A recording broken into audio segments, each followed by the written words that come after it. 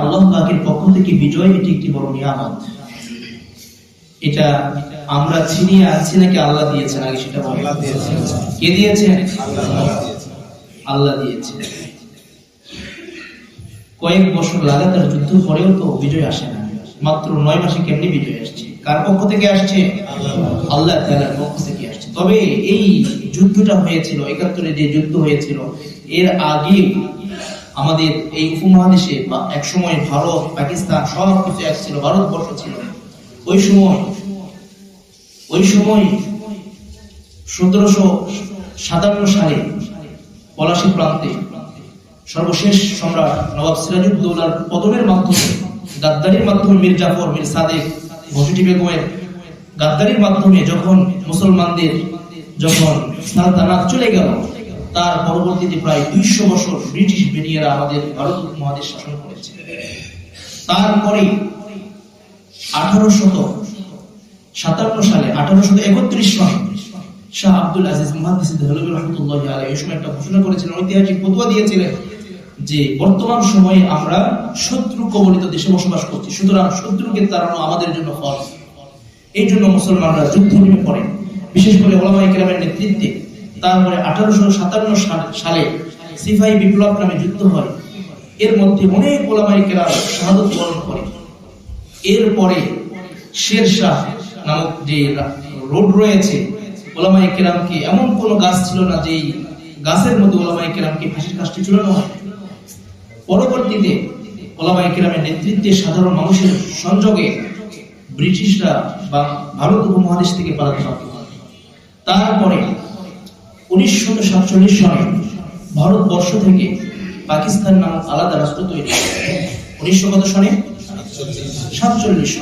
ওই সময় পাকিস্তানের মধ্যে সর্বপ্রথম পতাকা উঠাইছিলেন মুফতি শাব্বির আহমদ ওসমানী, আর ঢাকার মধ্যে সর্বপ্রথম পতাকা উঠাইছিলেন পূর্ব পাকিস্তানের সময় ওনারই ভাগনা জাফর আহমদ ওসমানী।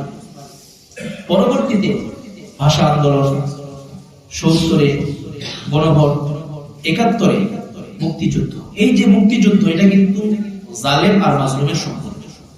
কেমনে জালেম, কেমনে মাজলুম?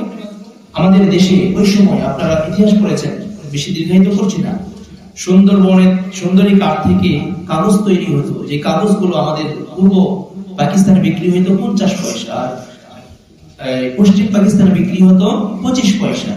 আমাদের দেশেও আমাদের সম্পদ আমাদের দেশেই বেশি দিচ্ছে, কিন্তু তাদের এখানে কম নিচ্ছে। এটা সুস্পষ্ট জুলুম।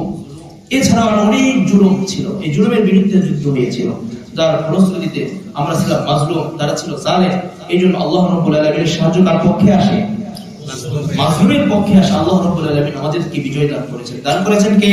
আল্লাহ। সুতরাং বিজয়ের পরে কাজগুলো হবে কার ঘোষণা অনুযায়ী? আল্লাহর ঘোষণা অনুযায়ী, আল্লাহর বিধান অনুযায়ী।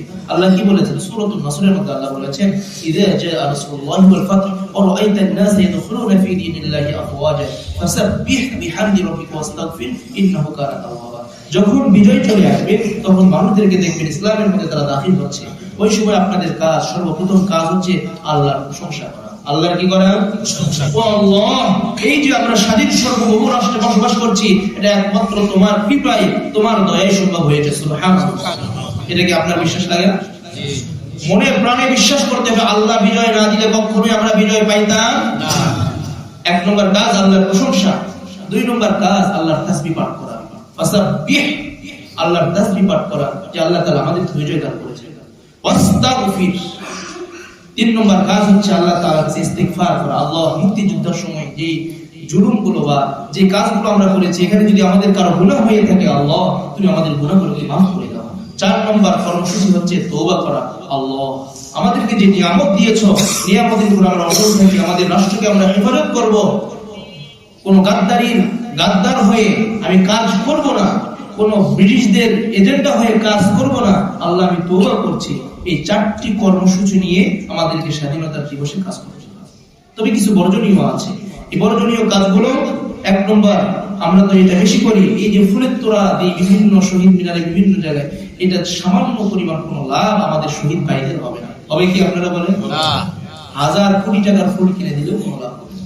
2 নম্বর, নীরবতা পালন। এটা খ্রিস্টানদের কালচার। এদের তো কোরআন খতম নেই, এদের তো সূরা ইখলাস নেই, কোনো কিছু নাই, দোয়া নাই। এই জন্য তারা কি করে?